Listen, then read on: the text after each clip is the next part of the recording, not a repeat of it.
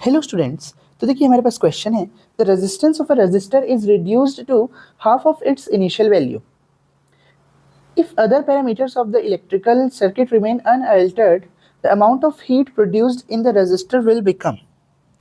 तो देखिए दिया हुआ है कि एक रजिस्टर का रेजिस्टेंस जो है वो हाफ कर दिया जाता है अपने इनिशियल वैल्यू का, यानी शुरू में जो वैल्यू थी उससे अब आधा कर दिया है उस रेजिस्टेंस को, और बाकी सभी चीज़ों को चेंज नहीं किया जाता है किसी सर्किट के।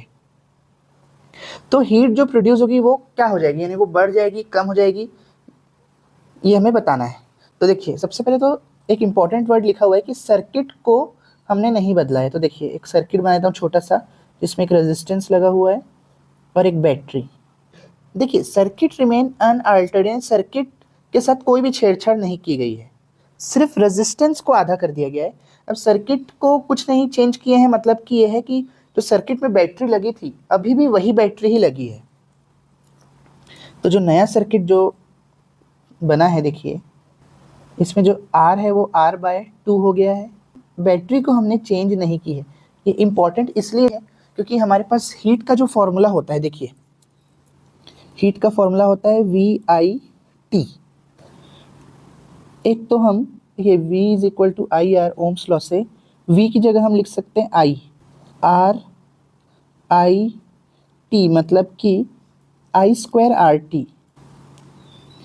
या तो दूसरा ये भी हो सकता है कि हमने इस बार I को रिप्लेस कर दिया, तो V into V/R into T, यानी कि V²/RT।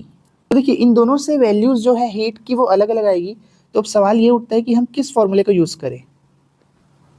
तो देखिए बैटरी चेंज नहीं हुई है, V कांस्टेंट है, तो हमें इस फॉर्मूले को यूज़ करना पड़ेगा।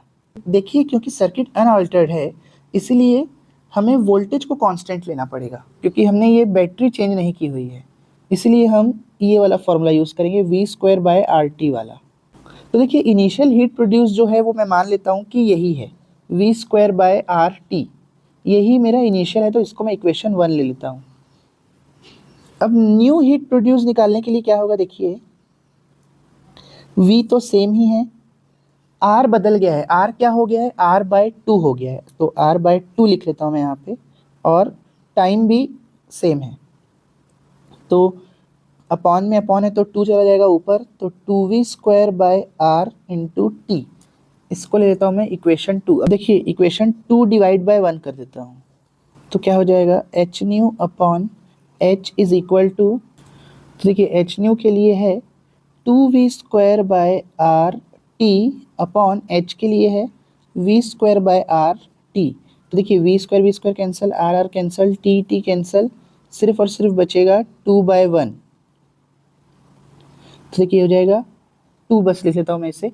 अब H को अगर यहाँ मल्टीप्लाई कर दूँ तो जो न्यू हीट प्रोड्यूस्ड है वो 2 times of old heat produce हो जाएगा, यानी कि जो नई हीट है वो 2 टाइम्स बढ़ गई है। तो क्या ऑप्शन सही हो जाएगा, will become 2 times, option B. तो अगर आपको ये वीडियो अच्छा लगा हो और समझ में आया हो तो वीडियो को लाइक और चैनल को सब्सक्राइब ज़रूर करें। Thank you.